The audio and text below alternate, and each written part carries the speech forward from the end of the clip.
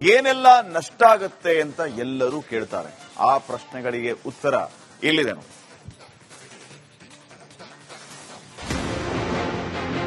ಪಾಕ್ಗೆ ಪಾಠ ಕಲಿಸಲು ಭಾರತೀಯ ಸೇನೆ ಸಜ್ಜು. ಪ್ರತೀಕಾರಕ್ಕೂ ಮುನ್ನವೇ ಬಿಲ ಸೇರಿದ ಉಗ್ರ ರಾಷ್ಟ್ರ.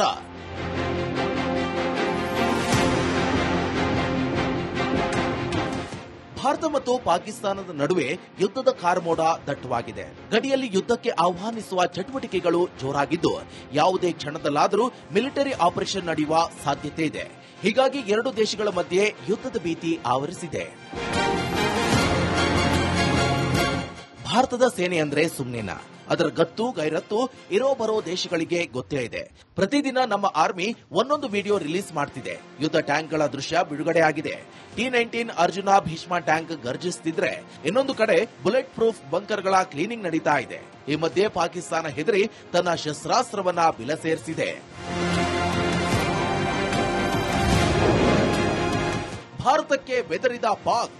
ಇರೊಬ್ಬರು ಶಸ್ತ್ರಾಸ್ತ್ರ ರಕ್ಷಣೆಗೆ ಪಾಕ್ ಮುಂದಾಗಿದೆ. ಭಾರತದ ಬಳಿ ಘಾತಕ S-400 ಏರ್ ಡಿಫೆನ್ಸ್ ಸಿಸ್ಟಮ್ ಇದೆ.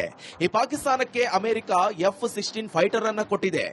S-400 ಏರ್ ಡಿಫೆನ್ಸ್ ಸಿಸ್ಟಮ್ನಿಂದ ಪಾಕಿಸ್ತಾನ ಬೆದರಿದೆ. ಈ S-400 ಏರ್ ಡಿಫೆನ್ಸ್ ಸಿಸ್ಟಮ್ ಕೇವಲ 4 ದೇಶಗಳ ಬಳಿ ಇದೆ. ಭಾರತ, ರಷ್ಯಾ, ಚೀನಾ, ಟರ್ಕಿ ಬಳಿ S-400 ಇದೆ. ಹೀಗಾಗಿ F-16 ಫೈಟರ್ ಜೆಟ್ ಅನ್ನೇ ಅಡಗಿಸಿಟ್ಟಿದೆ ಪಾಕಿಸ್ತಾನ. ಗಡಿಯಿಂದ 1500 ಕಿಲೋಮೀಟರ್ ದೂರದಲ್ಲಿ F-16 ಅಡಗಿಸಿಟ್ಟಿದೆಯಂತೆ. ಪಾಕಿಸ್ತಾನ F-16 ಬಳಸಿದ್ರೆ Bharat S-400 ಕಂಡುಹಿಡಿಯುತ್ತೆ. S-400 missile system F-16 ಅನ್ನ ಹೊಡೆದುರುಳಿಸುತ್ತದೆ. ಭಾರತದ ವಿರುದ್ಧ F-16 ಬಳಸಿದ್ರೆ ಅಮೆರಿಕ ಕೆರಳುತ್ತೆ. F-16 ಫೈಟರ್ ಜೆಟ್ ಅನ್ನ ಷರತ್ತಿನ ಮೇಲೆ ನೀಡಿದೆ ಅಮೆರಿಕ. F-16 ಫೈಟರ್ ಜೆಟ್ ಅನ್ನ ಕೇವಲ ಉಗ್ರರ ವಿರುದ್ಧ ಬಳಸಬೇಕು. F-16 ವಿಶ್ವದ ಅತ್ಯಂತ ವಿಶ್ವಸನೀಯ ಫೈಟರ್ ಜೆಟ್. F-16 ರೇಂಜ್ ಬರೋಬ್ಬರಿ 4200 ಕಿಲೋಮೀಟರ್. ಸದ್ಯ ಗಡಿಯಲ್ಲಿ ಚೀನಾ JF-17 ಅನ್ನ ತಂದು ನಿಲ್ಲಿಸಿದೆ ಪಾಕ್. ಪಾಕ್ ಮಿಲಿಟರಿ ಪಡೆಯ ಗ್ಲೋಬಲ್ ನ್ಯಾವಿಗೇಷನ್ ಸ್ಯಾಟಲೈಟ್ ಸಿಸ್ಟಮ್ ಅನ್ನ ಬಳಸ್ತಾ ಇದೆ. ಅಷ್ಟೇ ಅಲ್ಲ, ಪಂಜಾಬ್ ಗಡಿಗೆ ಯುದ್ಧ ಟ್ಯಾಂಕ್ಗಳನ್ನ ಭಾರತ ಸೇನೆ ರವಾನಿಸಿದೆ. ಗಡಿಯಲ್ಲಿ ಯುದ್ಧ ಟ್ಯಾಂಕ್ಗಳನ್ನ ಬೋಫರ್ಸ್ ಫಿರಂಗಿಗಳನ್ನ ನಿಯೋಜಿಸಿದೆ. ಪಾಕಿಸ್ತಾನದ ಕಡೆಯಿಂದಲೂ ಗಡಿಯಲ್ಲಿ ಯುದ್ಧ ಟ್ಯಾಂಕ್ ಶಸ್ತ್ರಾಸ್ತ್ರ ನಿಯೋಜನೆ ಮಾಡಿದೆ. ಹೀಗಾಗಿ ಗಡಿಯಲ್ಲಿ ಬಿಗುವಿನ ವಾತಾವರಣ ನಿರ್ಮಾಣ ಆಗಿದೆ. ಈ ಮೂಲಕ ಗಡಿಯಲ್ಲಿ ಯುದ್ಧದ ಕಾರ್ಮೋಡ ಮತ್ತಷ್ಟು ದಟ್ಟವಾಗಿದೆ. News desk, republic Kannada.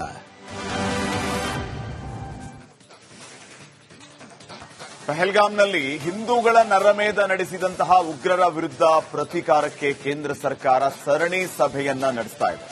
ಒಬ್ಬ ಉಗ್ರನನ್ನ ಬಿಡೋದಿಲ್ಲ, ಹುಡುಕಿ ಹೊಡೆದು ಬಿಸಾಕ್ತೀವಿ, ಯಾರೇ ಇರಲಿ ಒಬ್ಬರನ್ನು ಕೂಡ ಬಿಡೋದಿಲ್ಲ ಅಂತ ಕೇಂದ್ರ ಗೃಹ ಸಚಿವ ಅಮಿತ್ ಶಾ ಗುಡುಗಿದ್ದಾರೆ.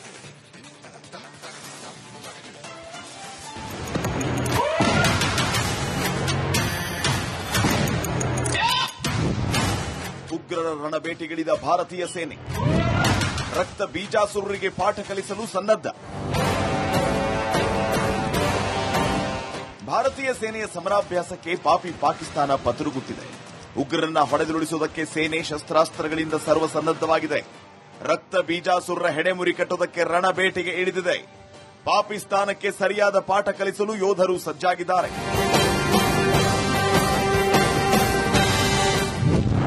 ಉಗ್ರರನ್ನ ಹುಡುಕಿ ಹೊಡೆಯುತ್ತೇವೆ. ಪಹಲ್ಗಾಮ್ನಲ್ಲಿ ಹಿಂದೂಗಳ ನರಮೇಧ ನಡೆಸಿದ ಉಗ್ರರ ವಿರುದ್ಧ ಪ್ರತೀಕಾರಕ್ಕೆ ಕೇಂದ್ರ ಸರ್ಕಾರ ಸರಣಿ ಸಭೆಯನ್ನು ನಡೆಸ್ತಾ ಇದೆ. ಒಬ್ಬ ಉಗ್ರನನ್ನು ಬಿಡೋದಿಲ್ಲ, ಹುಡುಕಿ ಹೊಡೆದು ಬಿಸಾಕ್ತೀವಿ ಅಂತ ಕೇಂದ್ರ ಗೃಹ ಸಚಿವ ಅಮಿತ್ ಶಾ ಗುಡುಗಿದ್ದಾರೆ. मैं सभी आतंक फैलाने वालों को कहना चाहता हूं कि लड़ाई का अंत नहीं है, एक मकाम है. हर व्यक्ति को चून कर जवाब भी मिलेगा, जवाब भी लिया जाएगा. ಪಹಲ್ಗಾಮ್ನಲ್ಲಿ ಎನ್ಐಎ ಟೀಮ್ ತನಿಖೆ ಚುರುಕು. ಪಹಲ್ಗಾಮ್ನಲ್ಲಿ ಎನ್ಐಎ ತನಿಖೆ ಚುರುಕುಗೊಂಡಿದೆ. ಎನ್ಐಎ ಡಿಜಿ ಸದಾನಂದ ಸ್ಥಳ ಪರಿಶೀಲನೆ ನಡೆಸಿದ್ದಾರೆ. ಉಗ್ರ ನಿಗ್ರಹ ಚಟುವಟಿಕೆ ಬಗ್ಗೆಯೂ ಅಧಿಕಾರಿಗಳ ಜೊತೆ ಚರ್ಚೆ ನಡೆಸಿದ್ದಾರೆ. ಪ್ರತ್ಯಕ್ಷದರ್ಶಿಗಳು ಸೇರಿ ಸಂತ್ರಸ್ತರನ್ನ ವಿಚಾರಣೆ ನಡೆಸಿದ್ದಾರೆ. ಭಾರತ ಪಾಕ್ ಗಡಿಯಲ್ಲಿ ಪರಿಸ್ಥಿತಿಯ ಅವಲೋಕನ ನಡೆಸಿದ್ದಾರೆ. 14 ಉಗ್ರರಿಗೆ ಮುಂದುವರಿದ ಶೋಧ. ಕಣಿವೆಯಲ್ಲಿ ಬಿಲದಲ್ಲಿ ಅಡಗಿರುವ ಉಗ್ರರ ಸದೆಬಡಿಯೋದಕ್ಕೆ ಸೇನೆ ಕಾರ್ಯಾಚರಣೆ ನಡೆಸ್ತಾ ಇದೆ. 14 ಉಗ್ರರಿಗೆ ಶೋಧ ಮುಂದುವರೆದಿದೆ. ಕೇಂದ್ರ ಸರ್ಕಾರದ ಉಗ್ರರ ಆಪರೇಷನ್ಗೆ ಏನೆಲ್ಲ ನಷ್ಟ ಆಗುತ್ತೆ ಅಂತ ಎಲ್ಲರೂ ಕೇಳ್ತಾರೆ. ಆ ಪ್ರಶ್ನೆಗಳಿಗೆ ಉತ್ತರ ಇಲ್ಲಿದೆ.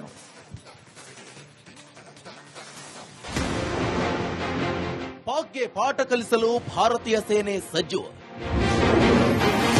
ಪ್ರತಿಕಾರಕ್ಕೂ ಮುನ್ನವೇ ಬಿಲ ಸೇರಿದ ಉಗ್ರ ರಾಷ್ಟ್ರ.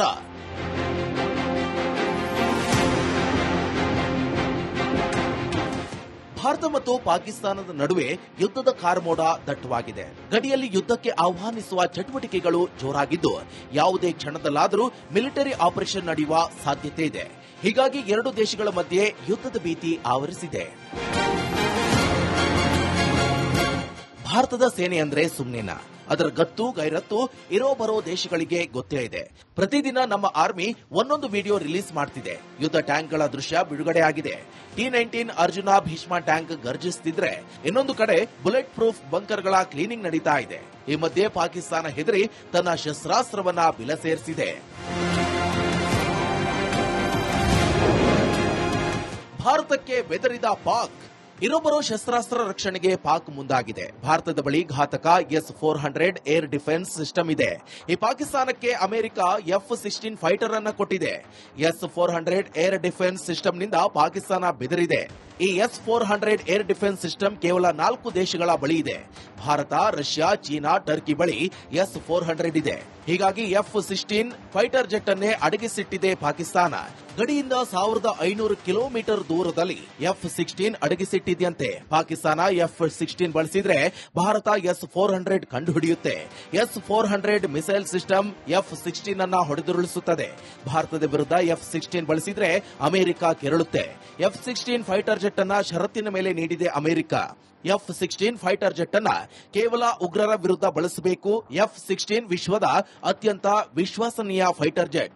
F-16 ರೇಂಜ್ ಬರೋಬ್ಬರಿ 4200 ಕಿಲೋಮೀಟರ್. ಸದ್ಯ ಗಡಿಯಲ್ಲಿ ಚೀನಾ JF-17 ಅನ್ನ ತಂದು ನಿಲ್ಲಿಸಿದೆ ಪಾಕ್. ಪಾಕ್ ಮಿಲಿಟರಿ ಪಡೆಯ ಗ್ಲೋಬಲ್ ನ್ಯಾವಿಗೇಷನ್ ಸ್ಯಾಟಲೈಟ್ ಸಿಸ್ಟಮ್ ಅನ್ನ ಬಳಸ್ತಾ ಇದೆ. ಅಷ್ಟೇ ಅಲ್ಲ, ಪಂಜಾಬ್ ಗಡಿಗೆ ಯುದ್ಧ ಟ್ಯಾಂಕ್ಗಳನ್ನ ಭಾರತ ಸೇನೆ ರವಾನಿಸಿದೆ. ಗಡಿಯಲ್ಲಿ ಯುದ್ಧ ಟ್ಯಾಂಕ್ಗಳನ್ನ, ಬೋಪರ್ಸ್ ಫಿರಂಗಿಗಳನ್ನ ನಿಯೋಜಿಸಿದೆ. ಅತ ಪಾಕಿಸ್ತಾನದ ಕಡೆಯಿಂದಲೂ ಗಡಿಯಲ್ಲಿ ಯುದ್ಧ ಟ್ಯಾಂಕ್ ಶಸ್ತ್ರಾಸ್ತ್ರ ನಿಯೋಜನೆ ಮಾಡಿದೆ. ಹೀಗಾಗಿ ಗಡಿಯಲ್ಲಿ ಬಿಗುವಿನ ವಾತಾವರಣ ನಿರ್ಮಾಣ ಆಗಿದೆ. ಈ ಮೂಲಕ ಗಡಿಯಲ್ಲಿ ಯುದ್ಧದ ಕಾರ್ಮೋಡ ಮತ್ತಷ್ಟು ದಟ್ಟವಾಗಿದೆ.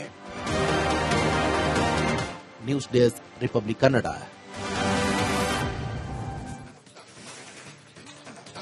ಪಹಲ್ಗಾಮ್ನಲ್ಲಿ ಹಿಂದೂಗಳ ನರಮೇಧ ನಡೆಸಿದಂತಹ ಉಗ್ರರ ವಿರುದ್ಧ ಪ್ರತೀಕಾರಕ್ಕೆ ಕೇಂದ್ರ ಸರ್ಕಾರ ಸರಣಿ ಸಭೆಯನ್ನ ನಡೆಸ್ತಾ ಇದೆ. ಒಬ್ಬ ಉಗ್ರನನ್ನ ಬಿಡೋದಿಲ್ಲ, ಹುಡುಕಿ ಹೊಡೆದು ಬಿಸಾಕ್ತೀವಿ, ಯಾರೇ ಇರಲಿ ಒಬ್ಬರನ್ನು ಕೂಡ ಬಿಡೋದಿಲ್ಲ ಅಂತ ಕೇಂದ್ರ ಗೃಹ ಸಚಿವ ಅಮಿತ್ ಶಾ ಗುಡುಗಿದ್ದಾರೆ.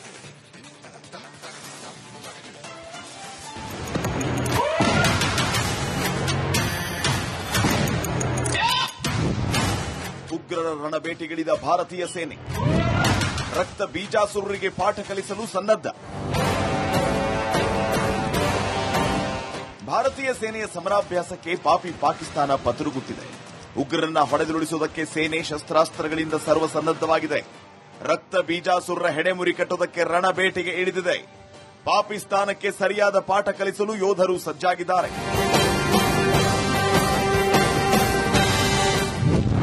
ಉಗ್ರರನ್ನ ಹುಡುಕಿ ಹೊಡೆಯುತ್ತೇವೆ. ಪಹಲ್ಗಾಮ್ನಲ್ಲಿ ಹಿಂದೂಗಳ ನರಮೇಧ ನಡೆಸಿದ ಉಗ್ರರ ವಿರುದ್ಧ ಪ್ರತೀಕಾರಕ್ಕೆ ಕೇಂದ್ರ ಸರ್ಕಾರ ಸರಣಿ ಸಭೆಯನ್ನು ನಡೆಸ್ತಾ ಇದೆ. ಒಬ್ಬ ಉಗ್ರನನ್ನು ಬಿಡೋದಿಲ್ಲ, ಹುಡುಕಿ ಹೊಡೆದು ಬಿಸಾಕ್ತೀವಿ ಅಂತ ಕೇಂದ್ರ ಗೃಹ ಸಚಿವ ಅಮಿತ್ ಶಾ ಗುಡುಗಿದ್ದಾರೆ. मैं सभी आतंक फैलाने वालों को कहना चाहता हूं कि लड़ाई का अंत नहीं है, एक मकाम है. हर व्यक्ति को चून चून कर जवाब भी मिलेगा, जवाब भी लिया जाएगा. ಪಹಲ್ಗಾಮ್ನಲ್ಲಿ ಎನ್ಐಎ ಟೀಮ್ ತನಿಖೆ ಚುರುಕು. ಪಹಲ್ಗಾಮ್ನಲ್ಲಿ ಎನ್ಐಎ ತನಿಖೆ ಚುರುಕುಗೊಂಡಿದೆ. ಎನ್ಐಎ ಡಿಜಿ ಸದಾನಂದ ಸ್ಥಳ ಪರಿಶೀಲನೆ ನಡೆಸಿದ್ದಾರೆ. ಉಗ್ರ ನಿಗ್ರಹ ಚಟುವಟಿಕೆ ಬಗ್ಗೆಯೂ ಅಧಿಕಾರಿಗಳ ಜೊತೆ ಚರ್ಚೆ ನಡೆಸಿದ್ದಾರೆ. ಪ್ರತ್ಯಕ್ಷದರ್ಶಿಗಳು ಸೇರಿ ಸಂತ್ರಸ್ತರನ್ನ ವಿಚಾರಣೆ ನಡೆಸಿದ್ದಾರೆ. ಭಾರತ ಪಾಕ್ ಗಡಿಯಲ್ಲಿ ಪರಿಸ್ಥಿತಿಯ ಅವಲೋಕನ ನಡೆಸಿದ್ದಾರೆ. 14 ಉಗ್ರರಿಗೆ ಮುಂದುವರಿದ ಶೋಧ. ಕಣಿವೆಯಲ್ಲಿ ಬಿಲದಲ್ಲಿ ಅಡಗಿರುವ ಉಗ್ರರ ಸದೆಬಡಿಯೋದಕ್ಕೆ ಸೇನೆ ಕಾರ್ಯಾಚರಣೆ ನಡೆಸ್ತಾ ಇದೆ. 14 ಉಗ್ರರಿಗೆ ಶೋಧ ಮುಂದುವರೆದಿದೆ. ಕೇಂದ್ರ ಸರ್ಕಾರದ ಉಗ್ರರ ಆಪರೇಷನ್ಗೆ